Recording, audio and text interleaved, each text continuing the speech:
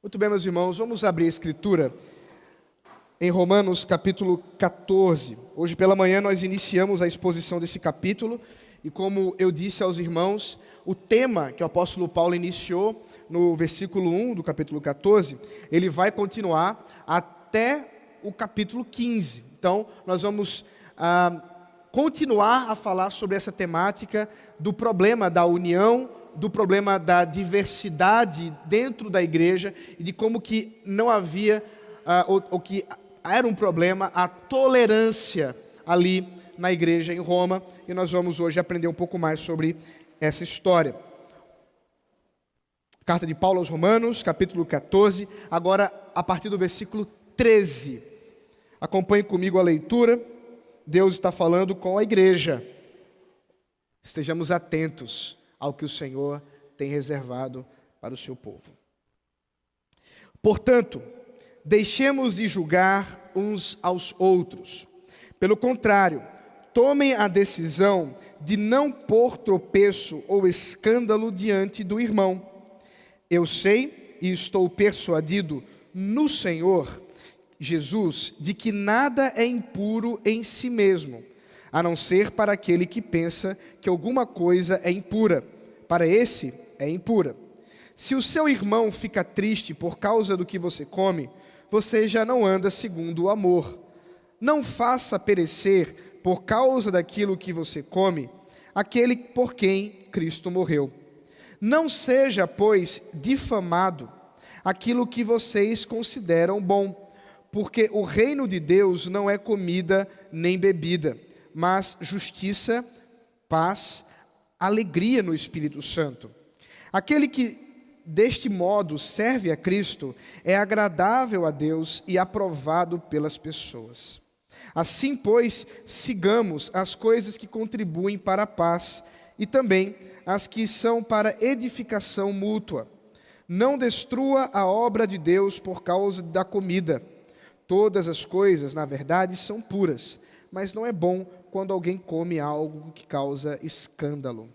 É bom não comer carne, nem beber vinho, nem fazer qualquer outra coisa que leve um irmão a tropeçar.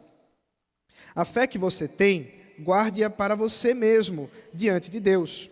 Bem-aventurado é aquele que não se condena naquilo que aprova, mas aquele que tem dúvidas é condenado se comer, pois o que ele faz não provém de fé. E tudo o que não provém de fé é pecado. Até aqui a palavra do Senhor. Vamos orar mais uma vez. Senhor, nosso Deus e Pai, suplicamos que o Teu Espírito Santo esteja agora falando aos nossos corações. Ilumina, ó Deus, o nosso entendimento, para que realmente consigamos extrair aquilo que revelaste aos Teus santos, aquilo que entregaste a nós para a nossa edificação nessa noite, em nome de Jesus Cristo. Amém. Meus irmãos, às vezes nós podemos achar que a nossa cultura é melhor do que a dos outros. Às vezes nós podemos pensar que aquilo que talvez você tenha como uma tradição em sua casa, às vezes uma tradição em sua família, é aquilo que é o certo e pronto. Talvez aqueles que já são casados sabem muito bem que as coisas não são desse jeito. Quando eu casei com minha esposa, eu precisei me adaptar muito a uma cultura muito diferente daquela que eu havia sido criado. A minha esposa, como vocês ouviram, é filha de uma holandesa e um brasileiro. E foi criada dentro de uma cultura não muito brasileira, não muito holandesa, mais associada inclusive aos americanos, porque estudou na escola americana. Imagine nessa salada toda, eu que sou um nordestino raiz, talvez nem tanto, tendo casado com esta senhora e agora vivendo no mesmo teto, tendo que tomar decisões a respeito daquilo que vamos comer, de como que vamos comprar, daquilo que vamos viver. E pode parecer algo simples, mas não é. Tivemos que nos adaptar a uma diversidade de coisas, desde hábitos, ela com hábitos mais diurnos, eu com hábitos mais noturnos, ou às vezes coisas mais complicada sobre o que vamos comprar no supermercado. Bom, ela tinha vindo de uma cultura em que você deve economizar o máximo que você pode no supermercado para você dedicar a outras áreas da vida, aquele recurso.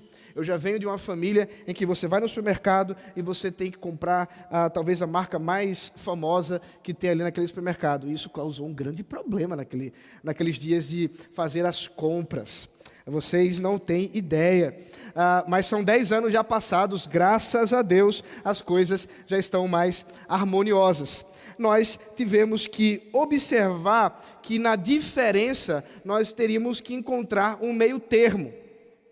Meus irmãos, na igreja acontece também essas coisas. Todos nós aqui viemos muitas vezes de uma cultura diferente, não necessariamente porque você veio de um país diferente, mas talvez você tenha vindo de tradições diferentes dentro da própria doutrina ou do evangelicalismo. E nós muitas vezes precisamos ser pacientes. Questões como eu mencionei pela manhã, como a roupa, a mulher pode usar calça, a mulher deve usar saia, qual é a roupa adequada para um pregador, não é, presbítero Eli? É o blazer, o paletó, a gravata, a toga, qual é a roupa adequada para vir ao púlpito? Será que tatuagem é pecado? É uma pergunta que para algumas pessoas é um grande problema. Para outros, será que podemos comer ou beber qualquer coisa? O ponto que devemos observar nessa noite é aquilo que Paulo vai nos dizer sobre nessa diversidade da liberdade cristã. O grande critério é o amor. Presta bem atenção nisso. O amor está acima da nossa liberdade cristã. O apóstolo Paulo, como eu já disse a vocês, está tratando dessa questão de diversidade e da unidade, e especificamente agora ele passa a observar que nós temos uma responsabilidade com nossos irmãos dentro da nossa liberdade. Nós não estamos livres simplesmente porque aquilo que cremos ser o ideal, ser o apropriado para um cristão, fazemos. Mas devemos observar corretamente o entendimento, muitas vezes, de irmãos, de pessoas que estão ao nosso redor, para saber se de alguma forma estamos ofendendo, se de alguma forma estamos trazendo tropeço, escândalo para aquele irmão, para aquela irmã. Talvez para muitos de nós isso possa ser algo muito óbvio, mas nem sempre é tão óbvio. Nem sempre é tão óbvio. Eu me recordo, alguns anos atrás, quando estava no Rio Grande do Sul, pastoreando uma congregação, plantando uma congregação ali em Santa Maria, nós recebemos a visita de um grupo de holandeses. E no domingo, após o culto, levamos aqueles irmãos para uma churrascaria. E como os irmãos já devem imaginar, uma churrascaria gaúcha no Rio Grande do Sul é um momento, no domingo, extremamente lotada. A tradição gaúcha, claro que os gaúchos não são os únicos que comem carne, não, tá, meus irmãos? Mas eles às vezes pensam isso, mas pelo menos aqueles que me conhecem já souberam que não é bem assim. Mas naquele dia nós estávamos juntos e eu me recordo de uma senhorinha, o nome dela era Mica. A minha sogra estava comigo, inclusive. A minha sogra chama-se, pelo menos o apelido dela é Minca. E aquela senhora chamava-se Mica. E a dona Mica, ela nunca havia saído da Holanda, nunca tinha tomado um avião na vida dela. Ela falava 3 línguas, ela falava holandês, falava francês e falava inglês. Mas ela nunca tinha saído da Holanda, ela era uma fazendeira, uma pessoa muito simples, que vivia uma fé simples, uma irmã em Cristo, não era nenhuma teóloga, coisa do tipo, mas tinha sido comissionada pela igreja da Holanda para visitar os campos do Brasil. A igreja da Holanda, a igreja reformada, libertada da Holanda, é parceira da Igreja Presbiteriana do Brasil em plantação de igrejas no Rio Grande do Sul, e eles investem muitos dólares para a plantação de igreja lá, e vez ou outra eles mandam comissões para observar o trabalho. E estávamos conversando naquela churrascaria, eu me recordo dela extremamente constrangida, olhando para um lado, olhando para um outro, aqueles espetos de carne passando à torta e à direita, as pessoas conversando alto, e ela não conseguiu se conter. E ela falou assim para mim: pastor, eu não imaginava que as pessoas pudessem comer tanta carne numa única refeição. E eu já conhecia a tradição, claro, tenho família holandesa, mas para desenvolver a conversa, perguntei para ela: geralmente no domingo como é que a senhora faz? Ela fez assim: pastor, geralmente no domingo eu preparo o meu almoço já no sábado, toda a refeição da minha família já está preparada para que eu não tenha nenhum trabalho no domingo, apenas o descanso. E que apenas aquela comida já pronta, ela é esquentada para a família, nós comemos e então está alimentada a família ali na hora do almoço. Para mim, ela disse, para mim é muito estranho vir a um restaurante em pleno domingo, e ainda mais para comer tanta carne. Foi curioso pensar que estávamos ali conversando, havia um outro irmão que tinha passado muitos anos no Brasil, também holandês, esse falava português.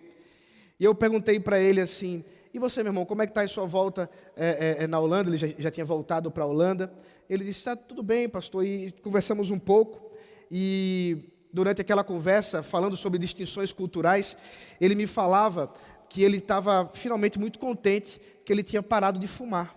Já fazia 30 anos que ele fumava, desde a sua mais adolescência, e ele estava ali.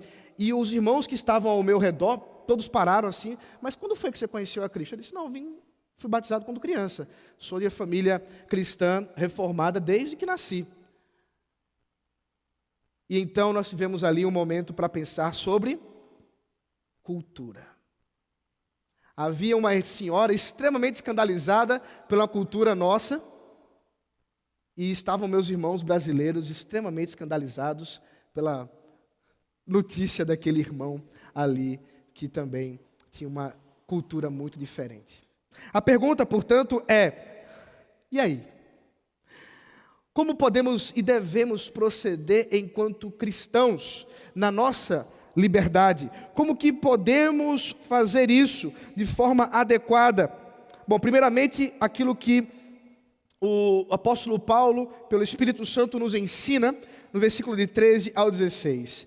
Os fortes, aqueles que inclusive ele vai se identificar, vamos ver isso na semana que vem, no capítulo 15. Aqueles que têm mais maturidade na fé cristã, não devem causar tropeço aos mais fracos. Veja, mais uma vez o texto, versículo 13. Portanto, deixemos de julgar uns aos outros. Pelo contrário, tomem a decisão de não pôr tropeço ou escândalo diante do irmão. Perceba a preocupação de Paulo. Paulo sabe que naqueles grupos, entre os fracos e os fortes, como vimos pela manhã, havia de fato alguma liberdade do Espírito. Mas o princípio fundamental que deveria nortear a ação cristã é a convicção do amor, o cuidado para não causar tropeço. Quando Paulo fala não julguemos, ele conecta aquilo que ele já vinha falando nos versículos anteriores. Ele já havia dito: olha, nós devemos tomar muito cuidado com quem julgamos ou da forma como julgamos, porque aquilo que não é essencial deveria nos fazer sermos mais pacientes uns com os outros e não condenarmos as pessoas ao inferno porque tem uma coisa ou outra diferente da nossa que não é essencial. Se você quer saber o que é essencial e não essencial, assista ao sermão da manhã, clique aqui no card que está aqui em cima. Brincadeira, gente. Mas vá lá no YouTube e você vai ver que nós temos o link lá para você assistir o sermão da manhã. Agora, dentro dessa questão da liberdade, há o tropeço. Agora, o que é o tropeço? O que é o escândalo? Meus irmãos, a palavra escândalo ou tropeço, ela tem um contexto na Bíblia. Ela vem dentro de uma ideia em que você coloca como se fosse uma armadilha para alguém cair e tropeçar. Portanto, perceba bem, e eu sei que às vezes as pessoas se confundem com os termos. Escandalizar alguém não é simplesmente fazer alguém abrir a boca, não é um susto. Escandalizar é, por meio da sua ação, por meio de algo que você disse, levar outra pessoa ao pecado. Levar alguém a, de alguma forma, pecar contra o Senhor. Literalmente a ideia de uma armadilha. E Paulo sabe muito bem que o ponto não é de modo algum que há algo de impuro na comida ou na bebida. Ele mesmo diz isso. Nada é impuro. Veja ainda o versículo 14. Nada é impuro em si mesmo. Isto é, comer um baconzinho é impuro? Não. Comer uma galinha cabidela, como falei pela manhã, é impuro? Não. A bebida alcoólica é impura? Não. Mas Paulo diz que torna-se impuro a partir do momento que aquele que, pela sua consciência, pensa ser isto pecado e toma aquilo conscientemente como algo pecaminoso.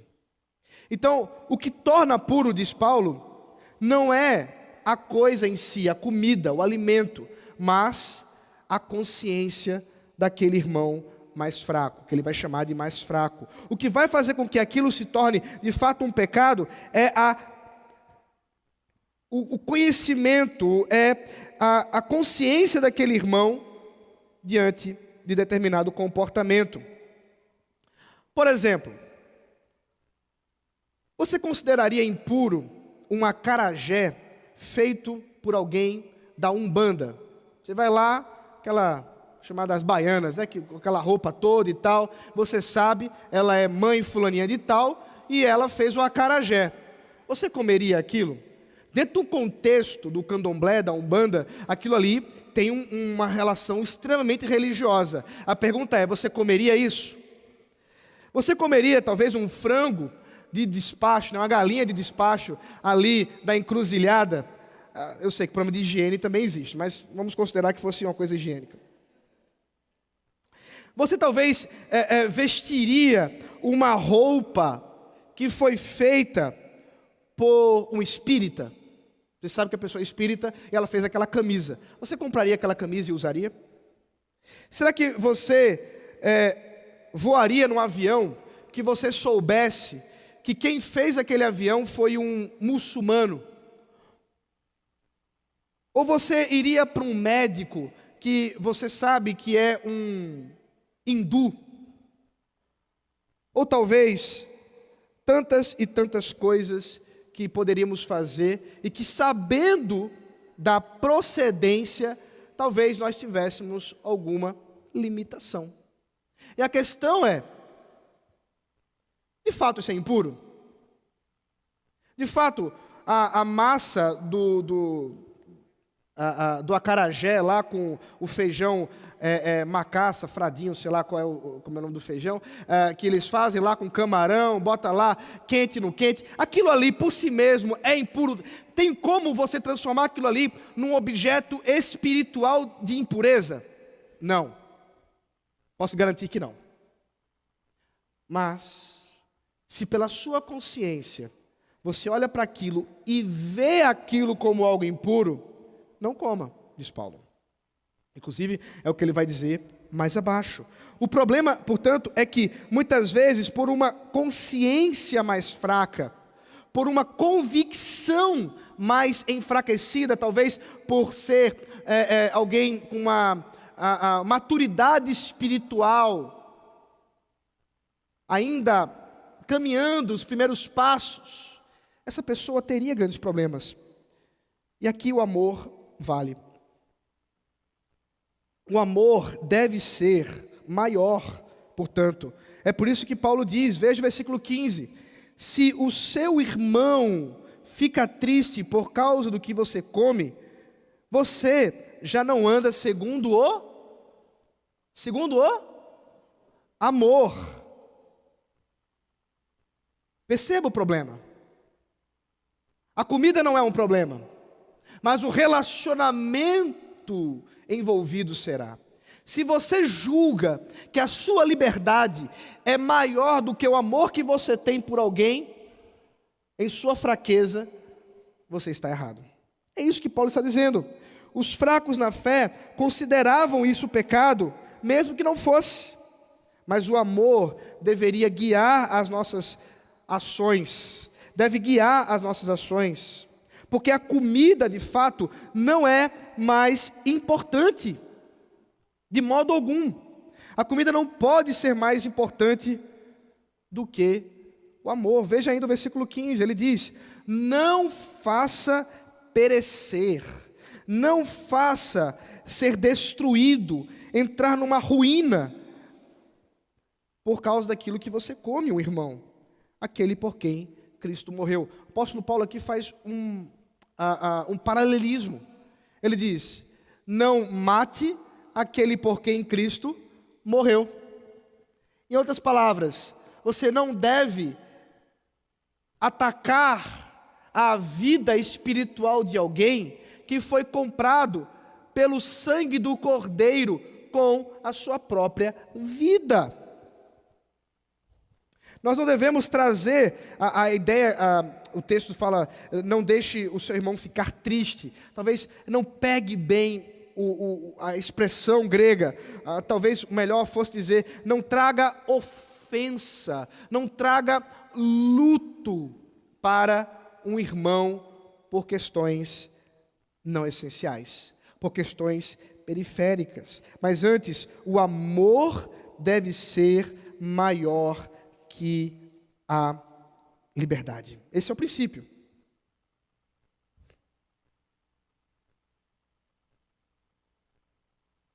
O texto continua, e a partir do versículo 16, Paulo passa a dizer, porque no final das contas, não só o amor, mas o reino de Deus é muito maior do que comida e bebida. Veja o versículo 16. Não seja, pois, difamado aquilo que vocês consideram bom, porque o reino de Deus não é comida nem bebida, mas justiça, paz e alegria no Espírito Santo. Aquele que deste modo serve a Cristo é agradável a Deus e aprovado pelas pessoas. Observe que agora o argumento de Paulo é: o reino de Deus, meus irmãos, é muito maior do que um pedaço de picanha.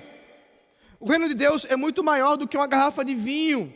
O reino de Deus é muito maior do que essas coisas que estão envolvidas, ou talvez muito maior que um acarajé, muito maior que uma diversidade de coisas que podem de fato trazer para outros escândalo e sofrimento.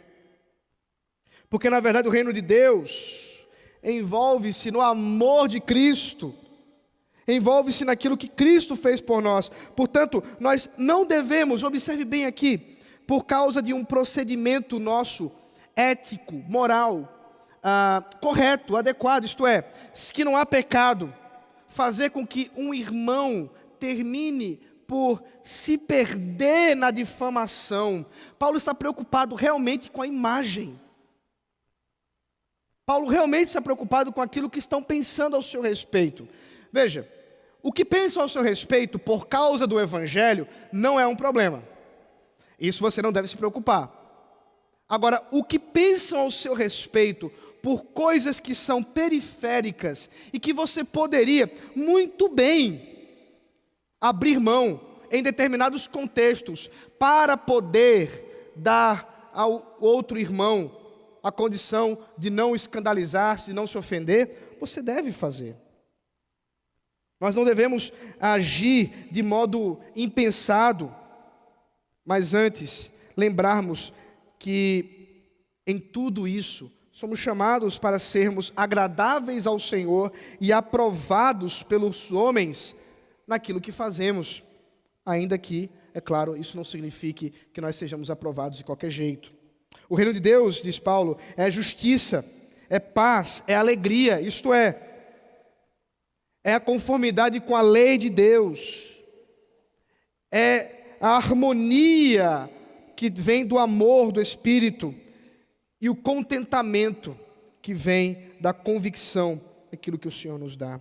Por isso, meus irmãos, como servos uns dos outros, nós somos chamados a tomarmos muito cuidado como nós formos proceder com aquilo que falamos. Martinho Lutero diz assim: um cristão é o mais livre senhor de todos, sujeito a ninguém. Um cristão é o mais serviçal servo de todos, sujeito a todos. O que Lutero quer nos mostrar é que enquanto estamos livres por causa da graça de Deus, enquanto estamos livres por causa da obra de Cristo, ao mesmo tempo estamos em serviço uns aos outros, por amor. Em serviço uns aos outros, por uma profunda convicção e respeito uns pelos outros, preocupados assim em edificar, em trazer paz para com nossos irmãos. Veja o versículo 19: assim, pois, sigamos as coisas que contribuem para a paz, e também as que são para a edificação mútua. Meu irmão, ao invés de você querer convencer um irmão que o tamanho da saia, que o tamanho do cabelo é algo que vai tirar a pessoa do céu e colocar no céu, fale sobre a cruz de Cristo. Gaste mais tempo falando do Evangelho, daquilo que é essencial, do que entrando nas discussões periféricas. Veja, isso não significa que nós não devemos ensinar o que é o correto, o que é o certo. Significa que nós devemos ter paciência em meio a todas essas discordâncias. Há uma ressalva, e eu quero trabalhá-la rapidamente com os irmãos, para nós caminharmos para o final desse texto. A ressalva, mencionei pela manhã rapidamente, mas agora volto a lembrar. É que o amor é o critério que devemos usar da nossa liberdade cristã. Mas tem uma questão que precisamos considerar em meio à vida da igreja. É que o apóstolo Paulo está dizendo que aqueles que têm dificuldade com a comida, aqueles que têm dificuldade com a bebida, eles são o quê? Fracos. E fraqueza espiritual não é virtude. Preste bem atenção aqui. Fraqueza espiritual, imaturidade na palavra de Deus não é uma virtude. Não é uma virtude. É algo que aqueles que estão fracos devem procurar o quê? Serem fortes. Devem procurar o quê? Serem instruídos. Devemos amar e respeitar os irmãos que, de algum modo, ainda estão compreendendo alguma coisa. Mas espera um pouquinho aqui, preste bem atenção com todo o amor que eu quero lhe dizer aqui. Crentes, experientes, com longa jornada no Evangelho, tendo sido instruídos na palavra de Deus, e que ainda permanecem fracos na fé, estão deficitários. Isso não é uma virtude. Isso é uma coisa que deveria servir de exortação, porque não podemos estar atrelados a uma espécie, isso já foi usado essa expressão, de ditadura do irmão mais fraco. É mais ou menos assim. Se formos levar a ferro e fogo a ideia da fraqueza, há irmãos que dizem que usar a internet é pecado, há irmãos que dizem que usar a TV é pecado, há irmãos que dizem que cortar o cabelo é pecado, há irmãos que dizem que ter barba é pecado, há irmãos que dizem que uma série de outras coisas. Respeitá-los é fundamental, mas instruí-los também. E se você, preste bem atenção, falei que era uma ressalva, mas eu preciso terminá-la. Se você, meu irmão ou minha irmã, talvez seja o seu caso, talvez você seja uma pessoa fraca, talvez você muitas vezes ainda não compreendeu a liberdade cristã, E esse é um momento, como pastor desta igreja, que eu preciso exortá-los. E preciso, de fato, pela palavra de Deus, assim como o apóstolo Paulo diz aqui, com todo o amor, explicar que é fundamental que nós busquemos a maturidade, busquemos crescer no entendimento da palavra de Deus, e busquemos de fato fundamentar a nossa crença naquilo que Deus diz. Nós não podemos querer ser mais santos do que Deus. Isso é loucura. Não podemos dizer que algo que não é pecado, e não podemos dizer que algo que é pecado, não é pecado. Devemos buscar aquilo que de fato a palavra de Deus nos ensina. E por isso, meus irmãos, nós devemos observar que, como o próprio apóstolo Paulo disse, não há comida e bebida impura. Preste bem atenção aqui. A palavra de Deus não nos permite dizer que há alguma alimentação que seja inapropriada ao cristão. Nem mesmo o acarajé oferecido a Iemanjá ou coisa do tipo. Não é impuro. Não vai fazer mal a você. Só se tiver estragado, mas aí é outra história. O uso comedido da bebida alcoólica não é pecado, meus irmãos. E eu tenho que dizer isso para os irmãos. Porque Paulo está dizendo. Eu não posso mentir para vocês. Nossa tradição evangélica fundamentalista brasileira adotou algumas marcas do que é o crente verdadeiro. O crente é aquele que não bebe, não fuma e não dança. Pasmem, nenhuma dessas coisas é proibido pela Bíblia. Não há nenhum versículo bíblico que impeça os crentes de dançarem em suas festas com alegria no Senhor. Danças profanas, sexuais, sensuais ou coisa do tipo, não estão no que eu estou falando, meus irmãos. Não há nenhum versículo bíblico que proíbe as pessoas de beberem, a não ser de se embriagarem. Não há nenhum versículo bíblico que diz que as pessoas não podem fumar. Não há. Na verdade, na época bíblica não havia nem isso.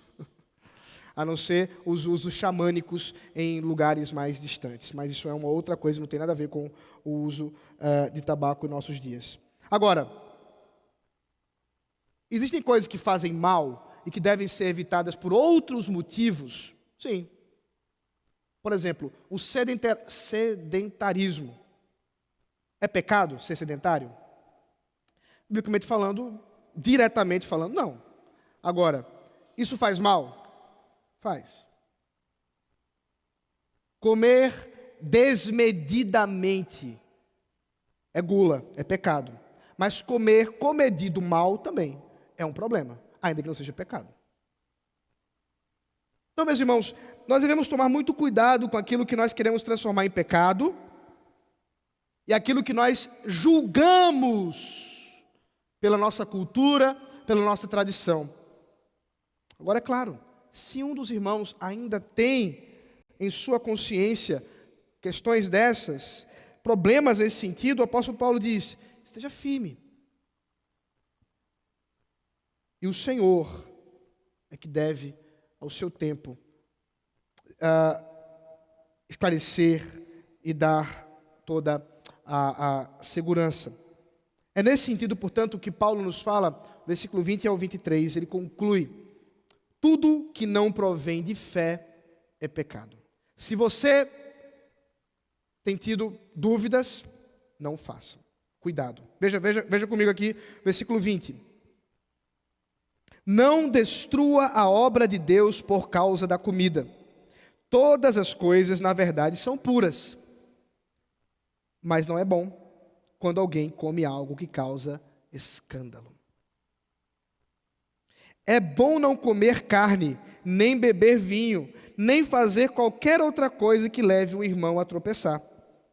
A fé que você tem, guarde-a para você mesmo, diante de Deus. Bem-aventurado é aquele que não se condena naquilo que aprova. O que Paulo está dizendo no final das contas é: o pecado não está em comer ou beber. Mas se você faz isso, e escandaliza um irmão, e leva um irmão ao pecado, você está errado. Em que contexto isso aconteceria? Como que isso se daria? Imagine a seguinte situação, preste bem atenção. Não há problema nenhum em você estar em casa, você abre uma garrafa de vinho e você toma com sua esposa. Mas imagine que você convidou um casal da igreja, você não conhece a palavra, aquilo que eles entendem da palavra de Deus, você não sabe, você não tem intimidade suficiente para isso. Eles vão até a sua casa e vão chegando, e a primeira coisa que eles abrem a porta, você já está com a garrafa de vinho na mão, já abrindo e colocando no copo para eles. Você não sabe, mas aqueles irmãos, por uma questão de consciência, podem pecar. Você não sabe, mas por uma questão de fraqueza espiritual, você pode levá-los de fato a pecado. E é por isso que nós devemos tomar cuidado com isso. Essa convicção que você tem, diz Paulo, tenha para si mesmo, isso é, faça na sua casa. Para que você vai para o bar? Esperando, ainda dá a paz do Senhor quando os irmãos passam. Devagar, diminua aí a sua liberdade. Não é assim não, meu irmão. Né? A gente precisa ter amor antes da liberdade.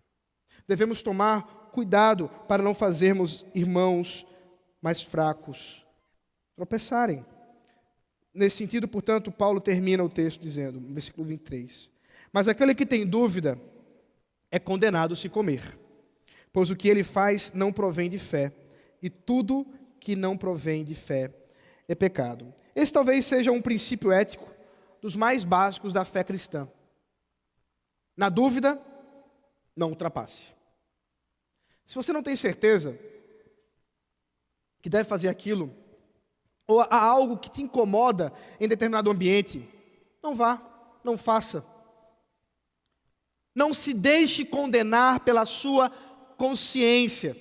Às vezes você está assistindo alguma série, e a série aparentemente está indo tão bem, mas de repente começa aquela questão sensual, aí entra uma série de discussões com muito palavrão, você começa a se sentir meio constrangido, meio fora do lugar. Não continue. Só passar lá com o controle vai dar tudo certo. Às vezes, você é convidado para ir a uma festa de casamento, você sabe, o pessoal da família, quando na festa de casamento, senta o pé. Você não se sente bem. Não fique. Há uma diversidade de coisas que você deve usar de sua consciência, dentro da liberdade, para não fazer, se você acredita que fere ela. Ao mesmo tempo, irmãos, somos chamados pelo Senhor a considerar esse amor. E já que falei de festa de casamento, isso é uma outra questão importante. Graças a Deus aqui em nossa igreja, até onde me consta, não tivemos problemas nesse sentido, mas já vi isso acontecer algumas vezes. Situações constrangedoras, do tipo, após a cerimônia religiosa, entra-se no momento da festa. Eu disse a vocês, não tem problema do crente dançar, mas vai devagar com que música você vai dançar. Tem música que não convém, porque elas são profanas, elas desonram o Senhor e a sua criação. E muitas vezes você se permite isso, você se permite estar num ambiente como esse, e às vezes é você, inclusive, que está promovendo isso. A bebida, a mesma coisa. Devemos tomar cuidado com essas coisas.